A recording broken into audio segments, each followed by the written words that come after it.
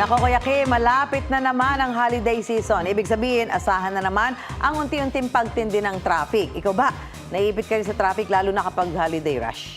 Alam mo, Susan, kaya ako nakamotor for the past 9 years, araw-araw, dahil ayoko nga maipit sa traffic. Pero kahit na motor, pag matindi ang traffic, Naiipit din kayo, no? Pero Oo. bihira yan. Oo, kasi di ang hirap din sumisingit-singit kayo doon sa mga... Oo, lalo na pagkamalaking motor mo. Oo, di ba? Mahihirapan din.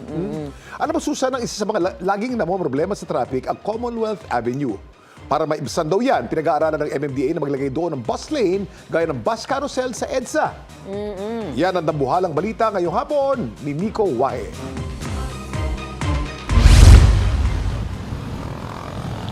Isa ka ba sa mga hindi may iwasang dumaan sa Commonwealth Avenue sa Quezon City? Noong nakaraang taon, batay sa tala ng MMDA, 407,988 ang average na bilang ng mga sasakyan kada araw sa Commonwealth Avenue, na siyang pinakamalapad na kalsada sa bansa. Sa dami niyan, magtataka ka pa ba kung bakit matindi talaga ang traffic? Mapaumaga o gabi, tukod ng mga sasakyan. Si Daisy nga, 2 oras kada araw raw ang binubuno mula Quezon City pauwi ng Montalban, Rizal. Matindi. Pag sa yung papuntang Litik pa Montalban, inaabot ako ng alas 11. Pagka nagkakasalubong na yung truck at saka hindi na talaga umuusad. Ang MMDA may tinitingnan daw ng mga solusyon sa traffic sa Commonwealth Avenue. Yung paglalagay ng bus lane. Nag-usap kami ng Traffic Engineering Center natin. Ngayong linggo po ito, tinututukan nila yung Commonwealth. Ang isa sa mga inaaral ay maglagay po ng tunnel mula Commonwealth para diretso na sa East Avenue at saka sa Quezon Avenue.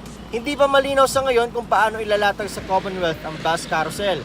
Nakatulad din sa EDSA bus carousel na binuksan noong 2020. Pero sa loob ng 4 na taon na tumatakbo ang EDSA bus carousel, hindi nabawasan kundi nadagdagan pa ang average daily volume ng mga sasakyan sa EDSA. At kapansin-pansin din sa taong ito, mula Enero hanggang Agosto, umabot na sa 304,765 units ng private vehicles ang nabenta at nagamit na sa kalsada. 10.3% na mas mataas yan kaysa 276,215 sa parehong mga buwan noong 2023. Noong nakaraang buwan lang, batay sa datos ng Chamber of Automotive Manufacturers of the Philippines at Truck Manufacturers Association, 39,155 commercial vehicles ang nadagdag sa mga kalsada sa bansa. Kasama rito ang mga truck. Ramdam daw ng MMDA ang numerong ito sa Metro Manila. Sa datos po ng LTO, 80,000 na vehicles po ang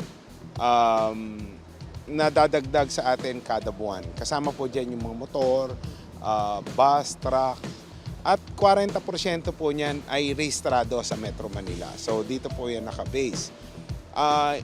Kung sasama mo siguro pati yung mga nasa karatig probinsya na from time to time ay lumalabas at pumapasok at lumalabas sa Metro Manila, siguro abot yan ng 50%. Noong 2023, nasa 3.6 million na sasakyan ang bumabiyahe sa Metro Manila kada araw. Ginagawa po natin ay naghahanap pa po tayo ng mga alternatibong daan o ruta para po yung ating mga kababayan ay may options. Para makabawas sa traffic, nanawagan ng MMDA na gamitin ang mabuhay lanes.